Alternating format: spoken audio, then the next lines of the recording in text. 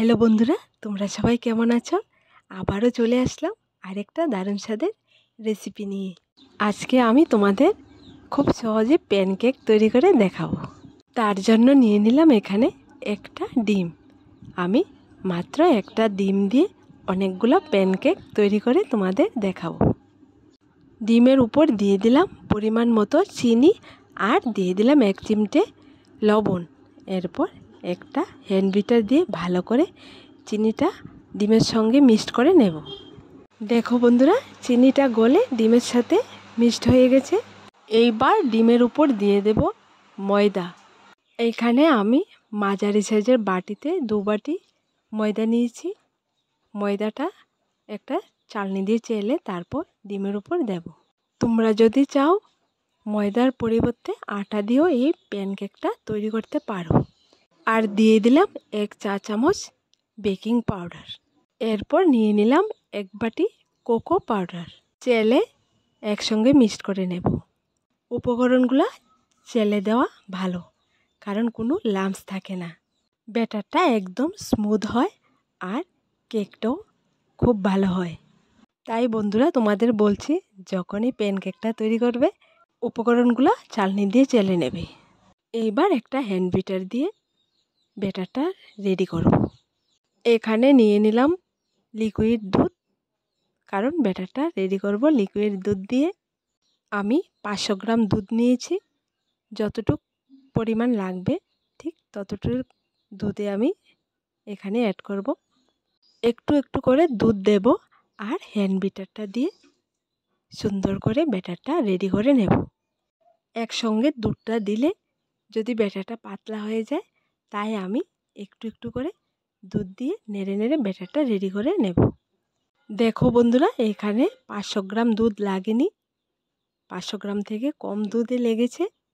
ব্যাটারটা রেডি করে নিলাম আমি। তোমরা যদি চাও লিকুইড দুধ না দিয়ে গুঁড়ো দুধকে লিকুইড বানিয়েও এই প্যানকেকটা তৈরি করতে পারো।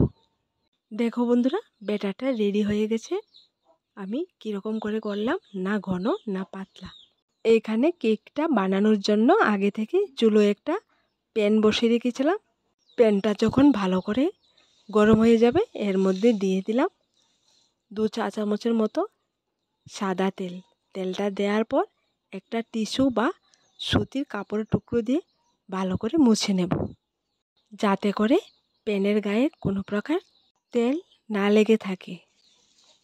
প্যানটা এতটাই গরম হয়ে আছে, আমি হাত দিয়ে পারছি না, তাই হাতাটা দিয়ে সুন্দর করে তেলটা একদম মুছে নিলাম। তো বন্ধুরা, তোমরা যদি একদম পারফেক্ট প্যানকেক তৈরি করতে চাও, তাহলে আমার এই রেসিপিটা পুরোটা দেখার অনুরোধ রইল।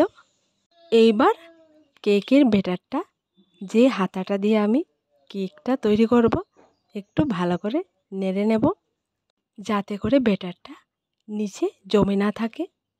চলো এবার কেকটা তৈরি করব। এই হাতাটা দিয়ে হাফ হাতা ব্যাটার নেব আর প্যানের উপর দিয়ে দেব। ব্যাটারটা দেওয়ার পর কোনো প্রকার ঢাকনা দিতে হবে না। 2-3 মিনিটের মধ্যে দেখবে কেকটা একটুখানি ফুলেছে আর উপর দিয়ে পুরোটাই ফুটো ফুটো হয়ে গেছে। তখনই বুঝবে কেকের নিচের অংশটা হয়ে গেছে। এরপর উল্টিয়ে দেব। তো বন্ধুরা, এই সহজ রেসিপিটা একদম সামান্য উপকরণ দিয়ে তোমরা বাড়িতে ট্রাই করে দেখো।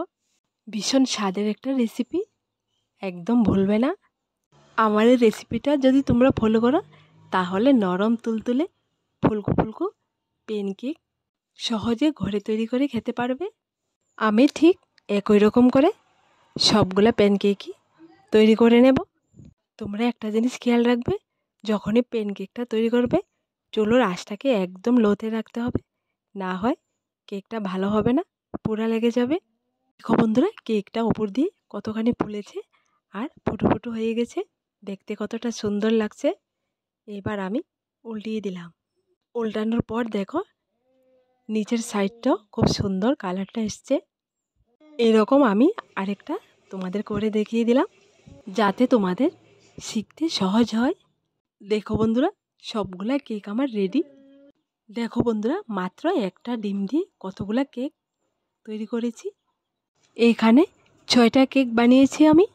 তোমরা চাইলে উপকরণগুলো বাড়িয়ে দিয়ে আরও বেশি করে এই প্যান কেকটা তৈরি করতে পারো। আজকের রেসিপিটা তোমাদের কাছে কেমন লাগলো ছোট্ট একটা কমেন্টে লিখে জানাবে। আর আমার দেওয়া রেসিপিগুলো তোমাদের কাছে যদি ভালো লেগে থাকে তাহলে আমার এই চ্যানেলটাকে লাইক, শেয়ার এবং সাবস্ক্রাইব করে পাশে থাকা বেল বাটনটি অবশ্যই ক্লিক করে রাখবে, যাতে করে আমার দেওয়া নতুন নতুন রেসিপিগুলো সবার প্রথমে তোমাদের কাছে পৌঁছায়। আজ এখানে আবার দেখা হবে নতুন একটা রেসিপির সাথে।